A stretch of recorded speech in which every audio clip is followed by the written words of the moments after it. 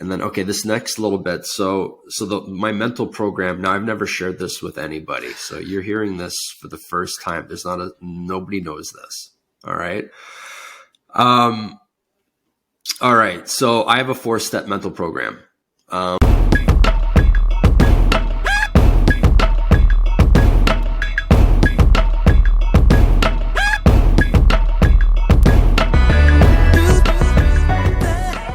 Welcome to the Sales Problem Podcast. Here is the problem we are trying to solve.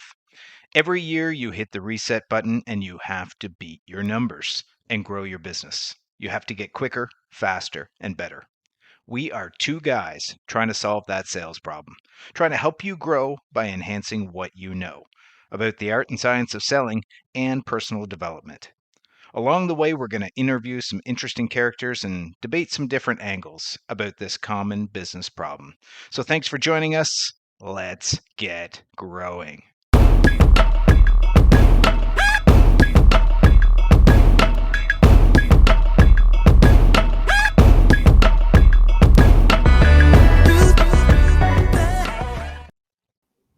Welcome, everybody. I am your host, Daniel Burns, and joining me is my fabulous co-host, Steve Comerford. Steve, what's going on? Welcome to the show. Great to be here, Daniel. I'm excited about our guest today. This is a great day, beautiful day. Yes, and we are two guys solving the sales problem. So let's start talking answers. Today we are three guys because we have an incredible guest joining us. And he's going to talk about hitting our targets. His name is Stephane DeBernardi, and he's an expert marksman. And he just recently competed with Team Canada in the World Championships in Thailand. And Steph is not only a world-class athlete and a world-class shooter, but he's also in sales. Stephane has created millions of dollars of growth in his sales territory. And Stephane's going to talk with us because he is meticulously calculated and he has a bulletproof mindset in both shooting and sales. So we are so excited to have him on the show to talk about how to become a high performer and create that growth that you want by also having extreme focus. So you do not want to miss a single word of this podcast. It's going to be absolutely fire. So let's jump onto the hot seat with our friend Stephane DeBernardi. Steph, how you doing? Not bad. Thanks for having me on the show today. Welcome to the show, Steph. Yes, pumped. This is exciting. Yeah, great to be here. So we're super excited, and we want to jump into that hot seat and give our listeners some insight into who you are as a world-class competitive shooter. And Stephane, do not be modest. Share with us some of the things that have happened in your shooting career, and then maybe lead us to how do you prepare your mindset when you're competing with Team Canada, when you're in that upper echelon of competition. We'd love to hear it. All right. Well, I started shooting about 15 years ago. My wife and I, we were looking for an activity that we could do together. And so we went out and got our firearms license, which here in Canada, it's not an easy thing to do, but we eventually got it. And I thought you'd just go to the range, set up a target, and you shoot. I had no idea that there were so many different shooting sports out there. So I first got into bullseye shooting, and then I joined the International Practical Shooting Confederation, IPSC. From there, I set a goal to become a master handgun shooter.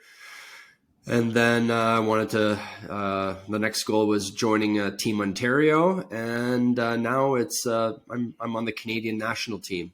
So there's a group of 4. And that's what I've been doing lately. Mindset for the match.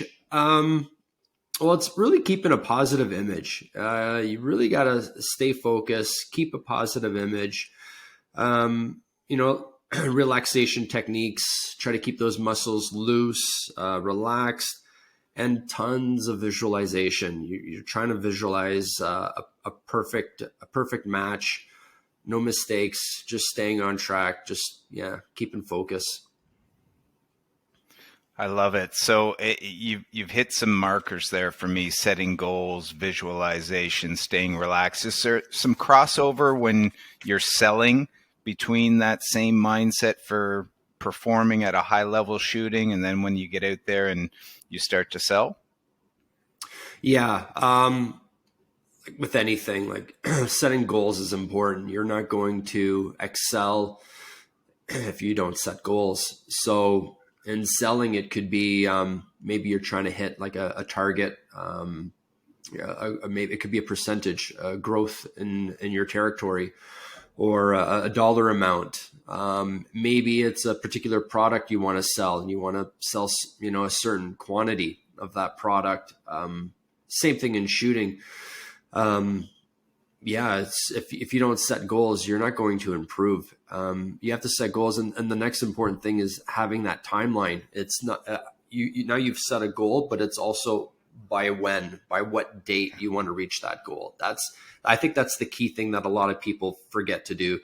They set a goal, but there's no date. I want to reach that goal by 2023, let's say. And then you have to set what's the plan? What are the steps that I have to do to get to that goal? So Steph, I'm interested in the margins. You talked about you were bullseye shooting, and then you get into more serious, almost like you're a black belt karate expert. You keep growing up and moving up the rankings, but there must be margins, like the slimmest of margins that you have to compete against. Like, what's the difference between first place and fifth place? It's like fractions of a second sometimes, depending who's there. Yeah, it's a tight race. It's really close. How do you like, what makes the difference? Is it just the day? Like, how can you beat your competitor by that fraction of a margin? Well, some of it's going to be technique and skill, obviously. Some shooters might just be better skilled, better shooters. But a lot of it, when you're getting at the elite level, it's just more focused, better concentration. Your muscles having your muscles relaxed. So for example, where you could lose a fraction of a second, if you're too tense and you have your pistol at this target and you have to shoot a target over here, if you move that gun too quick and you just pass the target by a hair and you have to come back, what's that? A hair of a second, a fraction, and you just lost. So you have to bring that pistol, that firearm, as quickly as possible, but you have to stop right on target. Interesting. I'd be curious to know what your thoughts are in sales, right? Everybody's so price conscious, and you have to manage the margins and the profit that you make on your deals. You're a guy that sells at a pretty high value. How do you do that? Because there's got to be people out there that are selling under you, right? Cutting their price. And how do you manage that? How do you sell a better margin? Yeah, so some sales consultants might sell at a lower GP in hopes the client will buy from them because they'll have the better price, and that won't work in the long run, I believe. Typically, my gross profit is it's not the lowest. However, my pricing is still fair. I just add more value. I'll listen to the client. I'll make proper recommendations based on their needs, based on the site location. I'll personally install, service, and maintain that equipment for the whole life of that piece of equipment. I just don't sell something and walk away. And I hear that a lot from my clients. Sometimes I might not get the deal. I might lose the deal because a competitor came in at a better price. And then when there's an issue, the client reaches out to you and asks for help. Well, you didn't buy it from me. You bought it from the competition. But they're not answering their phone anymore, and they're not getting back to me. And well, I'm sorry, but I'm looking after my customers who buy from me. It's not fair for my customers that I'm now helping my competitor's customer with their issues. I'm sorry, but I have to look after my customers. But yeah, then they'll come around the next time. But yeah, it's just being there for them. It's just providing support. It's not just the sale. I'm thinking long term. I'm going to be in this territory for a long time, so I'm trying to build that relationship. So I make sure they get that service, and I answer the phone when they call, and I get back to them with the answers they need.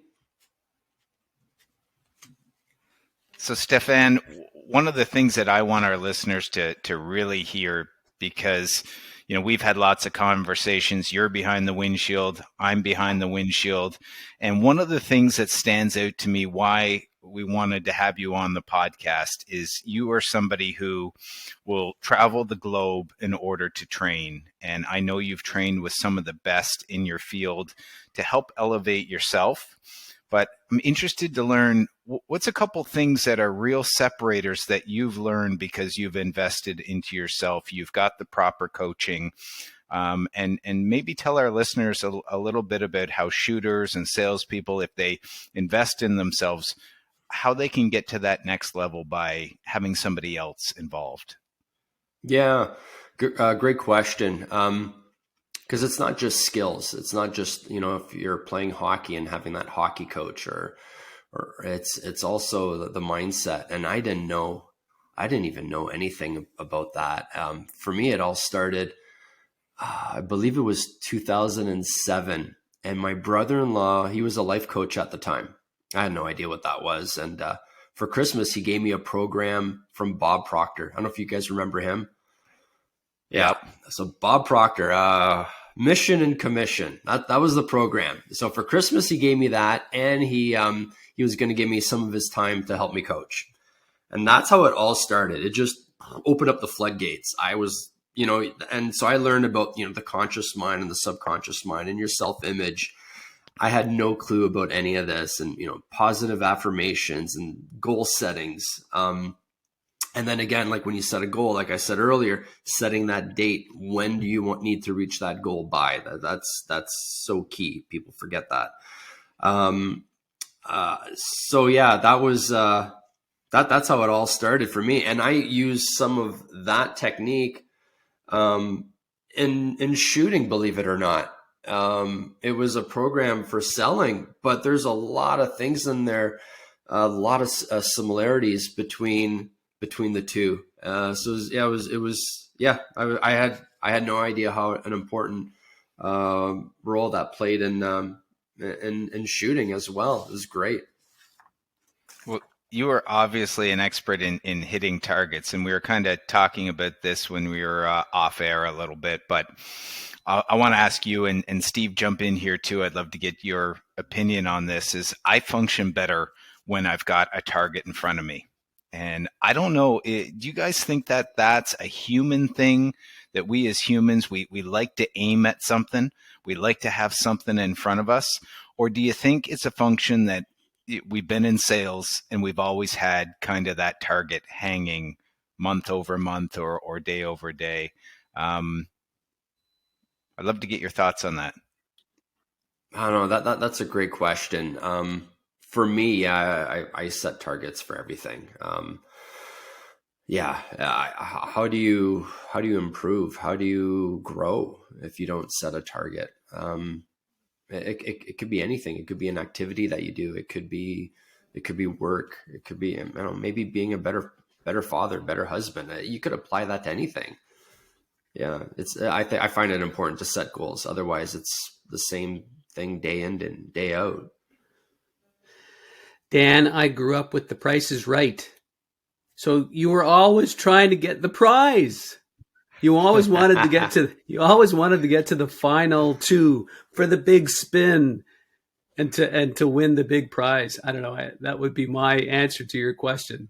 I think everybody just loves to have a prize to win, whatever that target is. So there, you can date me now from The Price is Right and Bob Barker. Although it keeps going. It keeps going. Hey, Steph, I'm curious. You talked about mindset and you talked about goal setting, but on the focus side of things, there's got to be a ton of distractions. You mentioned about moving just a fraction too far or too short, but what are the distractions? And I'm thinking your mind is the biggest one, but you fill in the blanks there for me. Yeah, like it's like my pre-shot routine. Like, what do I do to kind of Yeah, block that? Is that what you're thinking? block that, Yeah. There's a yeah. Yeah, so yeah, there's definitely a lot of distractions, pressure, and you got to think about the not the outcome, but the process, right? So yeah, just Mm-hmm. concentrate on the process. Don't think about the outcome. So in shooting, you have 5 minutes to look at a course of fire and figure out your strategy, your plan. What order you're going to shoot everything in, and then, okay, this next little bit. So my mental program. Now, I've never shared this with anybody, so you're hearing this for the first time. Nobody knows this. All right. All right. So I have a 4-step mental program, and it begins. So the first step is point of initiation, and that starts when I'm up. So I'm the next person up ready to shoot. So that's point of initiation, step 1. Step 2 is point of attitude. And again, all of this that I'm saying, you could apply this to anything, and you could do more than 4 steps. I use 4, but you could use 7, 10, whatever you want. But I use a 4-step program. So the second step, point of attitude. So that feeling of just having that perfect run, or if you're applying it to sales, like just closing that deal, that feeling when it feels good when you just close that deal. So that's your point of attitude. The third one is point of direction. So that's when you're visualizing everything. Okay, I shoot that target, then that target. I run over here. I reload the gun. I shoot that. And you're picturing. You're just going through all the steps one more time. Again, in sales, you could be, okay, I want to talk, what is it that you want to talk about? And you're going over those key points again. So again, like that direct correlation between the two. And the final step is point of focus. So I might say like a few key words. Well, not I might, I do say a few key words that kind of like a checklist, like don't forget to do this, don't forget to do that. So for me, it's grip the gun, see the sights, and be aggressive.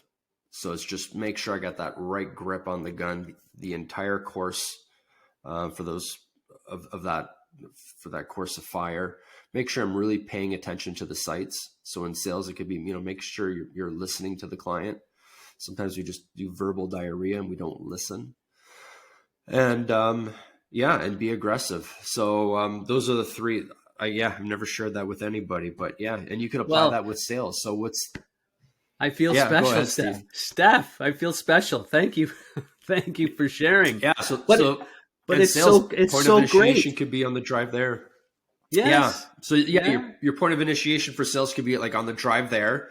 Your point of attitude, you're thinking, okay, yeah, this is going to go well. I'm going to come in, I'm going to nail this. And you're just trying to stay positive. Point of direction, you're going over the key things that you want to talk about or you want to discuss. And then your point of focus, it could be maybe breathe. Sometimes we forget to breathe and listen. Sometimes we forget to do that. So, yeah. The question I'd have to wow, thank you. And then my question would be like, if you get thrown off, how do you get back on the track to follow through on the game plan? In shooting, well, if I miss, for example, you shoot it again. Just shoot that target again. Back. Yeah. Just keep going. Yeah. In sales, sometimes, you might not get that deal, and it's okay. You're going to learn from that experience. Focus on what went well, and make those necessary adjustments, improvements. So on the next sale, you'll close that deal. Yeah, it's always learning. Even when things go bad, there's something good that you could take from that experience. Very nice. Stephane, you are giving us absolute gold. And I love that 4-step process. And what it makes me think of is those things are the difference between the pro and the amateur. And you can think, oh, do I need a 4-step process? Well, if you're really a professional sales, professional shooter, you're going to look for ways that you can have that 4-step process, have that point of attitude, have that point of focus, so that you're creating that consistency, a routine for yourself. And I would love to segue into time, Steph, where it just didn't go right for you. So part of our podcast, we always talk about the train wrecks, because people love a good train wreck. And, people would look and say, you're on Team Canada, you're a high-level shooter, so they see success. They don't see what's underneath the success, which actually helps sometimes get you there. The times that you missed the target, the times that you had to learn things the hard way. I'm sure you missed at some point, and that's helped you become the man that you are. Dive right in. Tell us when it all fell apart, the wheels came off. Oh my God. Okay. So I always try to delete what went bad. It never happened. I erase it from my memory. But the biggest train wreck, probably the World Shoots in Thailand this past December. There was 76 countries participating. There was 1,600 competitors. Like, all my heroes were there. My mentors were there. This was the match, like the biggest match in the world. And it was just like, I think it all started at the opening ceremonies. It's huge. It's an Olympic event. And I was like, oh my God, like I made it. And then it was a week of shooting. And the first course of fire, I made a mistake. No big deal. I'm here all week. The next stage will go well. And the next stage, another mistake. It's okay. It's okay. It's only a couple mistakes. The next stage. It was 6 days of mistakes. I don't think I shot one thing clean. Oh, yeah. So it was quite a big investment, because it's every 3 years a match that size occurs. So now the next one is in South Africa in 2025. And so I've already made steps to prepare for that match, even though it's 3 years away. I'm going to the shooting academy in Florida in April to train with some of the top guys in the world. I've decided I've reached out to some Olympic gold medalists and asked for advice and maybe a few tips, because when you're playing in nationally, that's one thing, but when you're at the Worlds, there was too much like happening going on. So how do you compete at a level that big? So I'm reaching out to some gold medalists, and I've been picking their brains and asking them, like, because it was all mental. A little bit was skill. There was some difficult shots, some stuff that I've never seen in my life. Really, really difficult shots. But a lot of it was mental. And so that's what I need to work on for the next World Shoots in 2025. But yeah, the Thailand was a complete disaster. Well, I love the insights that you can take away from all this, because mindset, I think, is everything. And what you're saying is mindset's everything in shooting.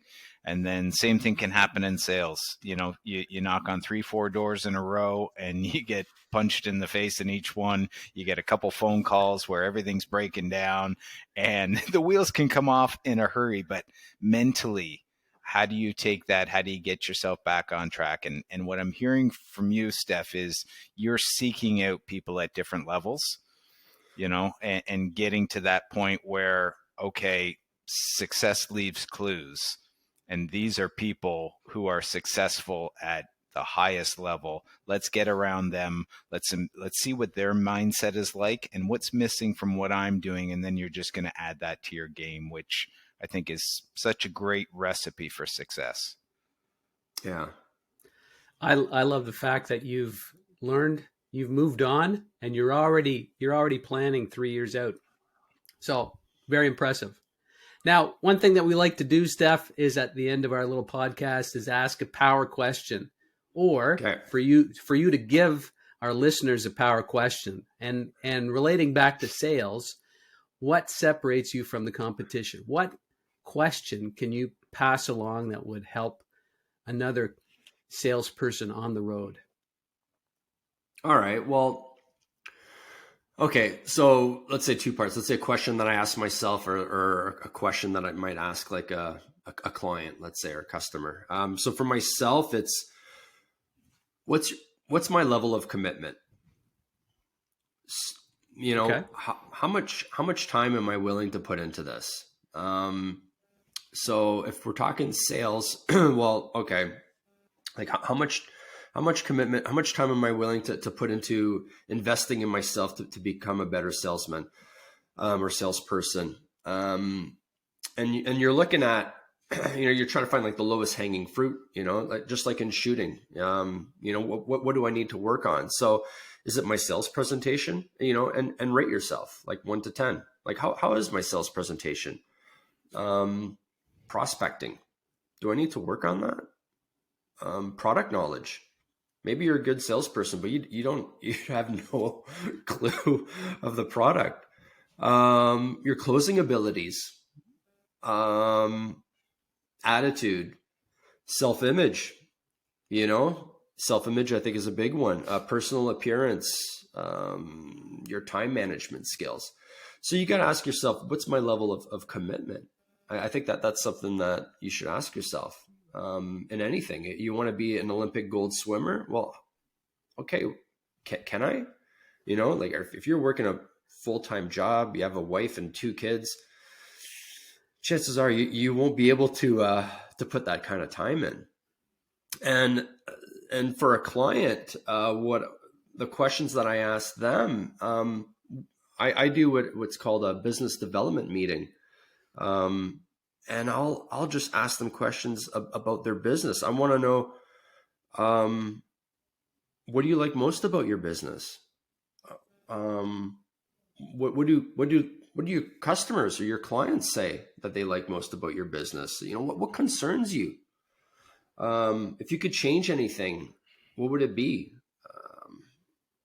Or where do you see yourself in the next 3 to 5 years?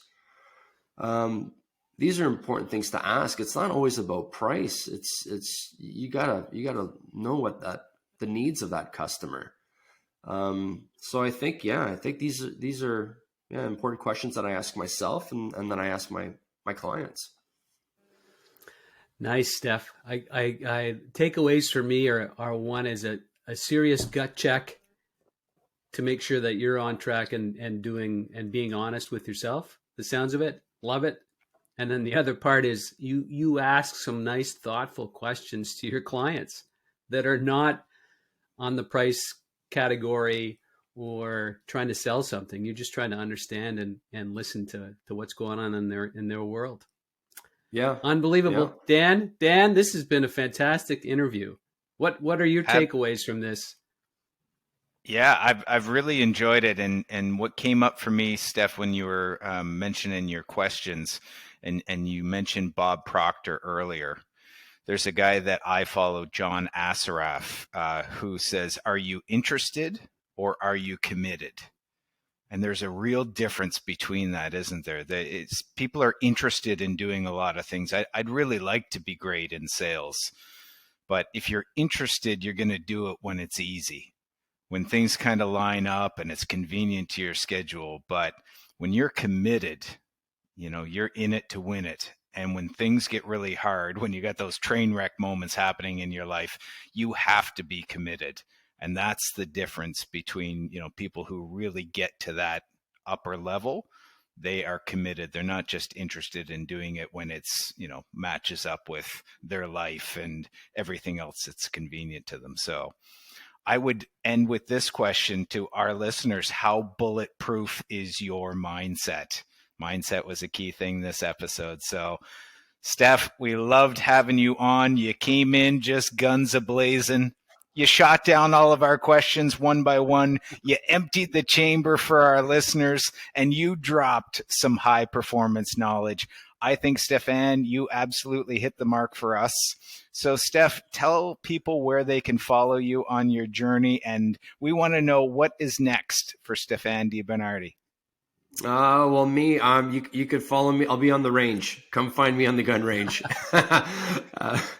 Next for me is preparing for the Canadian Nationals coming up this summer, and then getting ready for doing everything that I need to be ready for the next World Shoots in 2025 in South Africa. I don't do any social media or anything like that. Sorry, folks, but feel free to email me if you want to take one of my classes on shooting. sdbernardi@simpatico.ca. Be more than happy to help out. He is the lone gunman. I love it. Just performing in solitude, working on his craft. This has been the Sales Problem Podcast. So please remember to follow us, subscribe, and share with your friends. If you have any feedback from us, we'd love to hear from you at thesalesproblempodcast@gmail.com. And remember, the more you know, the more you're going to grow. And we are here to help you get the growth that you need to thrive and succeed. We are the great Canadian growth guys, and we're helping you get answers to solve the sales problem. Keep growing yourself so you can grow your sales.